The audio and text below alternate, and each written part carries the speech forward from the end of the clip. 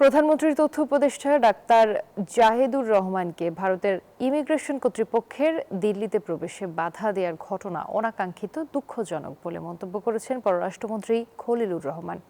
সোমবার পররাষ্ট্র মন্ত্রণালয়ে সাংবাদিকদের এই কথা জানান তিনি। বলেন, এ বিষয়ে পররাষ্ট্র মন্ত্রণালয় যথাযথ ব্যবস্থা নেবে।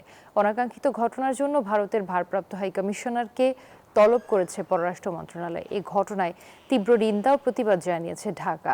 এর আগে ভারতের ইন্ডিয়ান ওশান রিম অ্যাসোসিয়েশনের অনুষ্ঠানে যোগ দিতে রোববার ঢাকা ছাড়েন প্রধানমন্ত্রীর উপদেষ্টা। তবে দিল্লি বিমানবন্দরে পৌঁছানোর পর ইমিগ্রেশন কর্তৃপক্ষের বাধার মুখে পড়েন তিনি।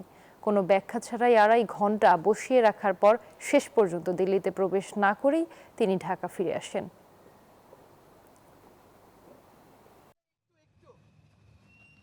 দিল্লি এয়ারপোর্টে সেই বিষয়ে সরকারের বা পররাষ্ট্রমন্ত্রীর অবস্থানটা আমরা জানতে চাই।